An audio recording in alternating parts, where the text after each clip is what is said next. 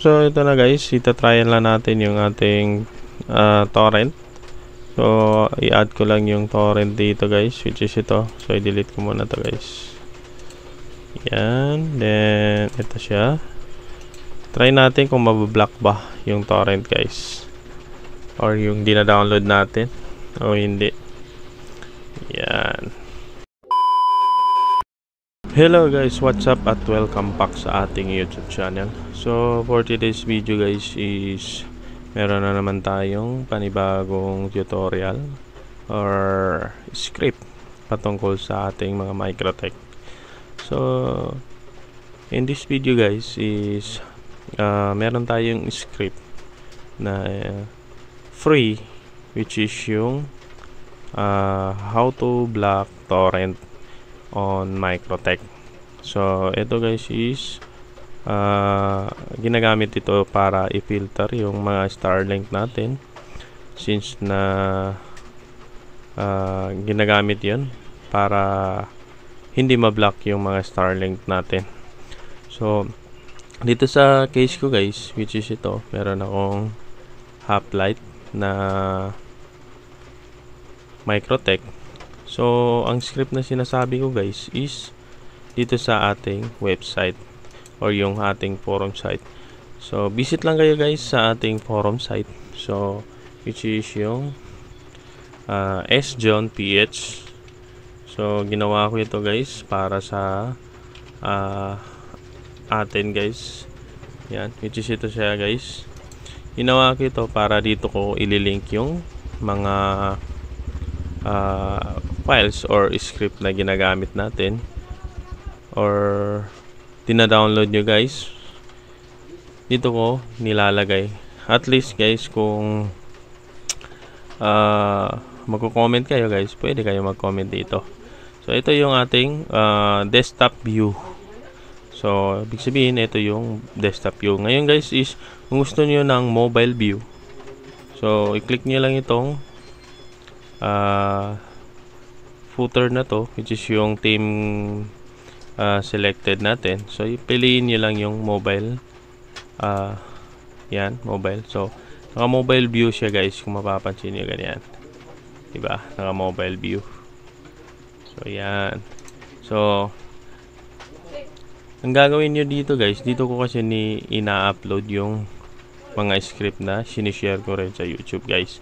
So dito guys, meron tayong thread or forum na Microtech scripting and tutorial. So puntaan nyo lang ito guys, yan. Then hanapin nyo dito guys yung how to block torrent on Microtech. So i-click nyo lang yan, yan. Then dito sa ating thread is ito yung script. So naka-unlock siya guys. Dapat is mag-registered kayo or registered kayo sa ating forum site. Then mag-comment lang kayo guys, tulad nito. Yan, di ba? Then dito guys is step by step tayo, or step by step natin ipi-paste yung mga script. So for example is ito yung step 1. So kakopy lang natin yan guys. So may tutorial na naman dito. Go to Winbox, click new terminal. Now copy the script and paste to the new terminal. Yan. So step by step, copy lang natin to guys. Yan, ang ganyan, copy. Then punta tayo dito sa ating Microtech. Yan, yan. Then dito sa Microtech guys is click natin ito, yung new terminal, then i-paste natin yung script. Yan. So sa first script natin guys is yan yung IP firewall 7 layer natin. So dito nyo yan makikita guys sa firewall, then 7 layer. So ito siya guys, di ba? Then ang second guys is yung second step natin. So, sa second step natin guys, makikita yan sa Mangle. So i-copy lang natin yan, copy, then new terminal ulit, then paste natin guys. Yan. So pag mali yung pagka-paste nyo guys, i-check nyo lang dito guys kung saan. So sa step 2 natin guys, sa Mangle firewall. So check natin kung okay ba yung script. So yan, diba? Meron na dito. Then sa third step, copy rin natin. So itong script na to guys is sa IP firewall filter.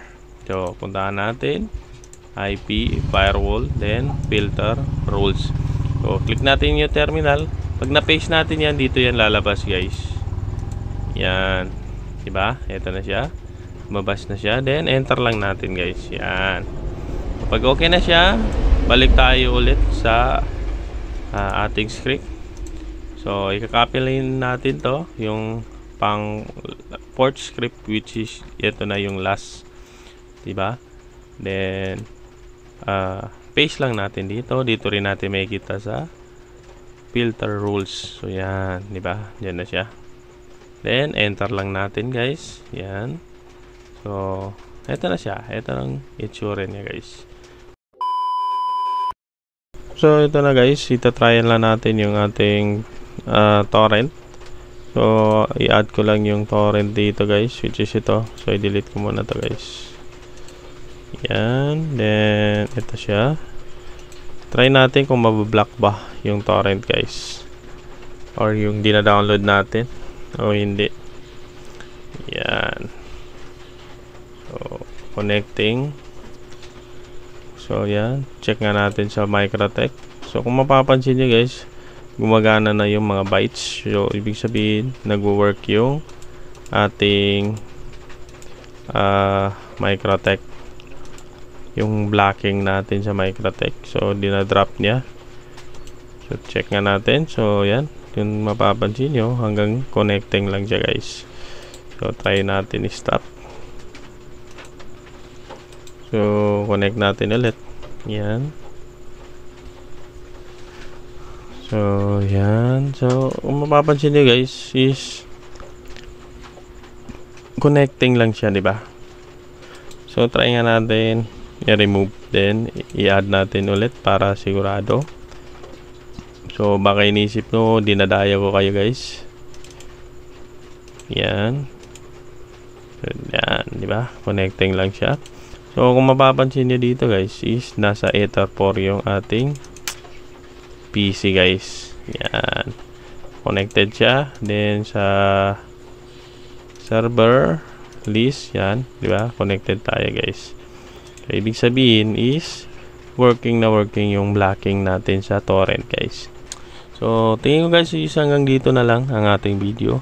At bisitahin nyo guys itong forum site natin, which is yung sjohnph.online.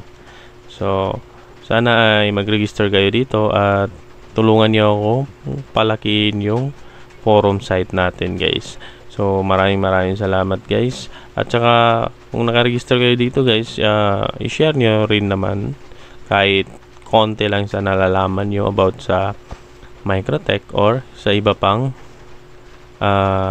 discussion guys, like PC Wi-Fi or may telco servicing tayo or internet sa ating mga SIM, which is dito internet, Globe and Gomo, Smart and Sun Internet. So yan guys, bisitahin nyo guys yung ating forum site at syempre huwag rin kalimutan i-like, share at subscribe ang ating YouTube channel guys. So tingin ko hanggang dito na lang. Maraming salamat guys at peace.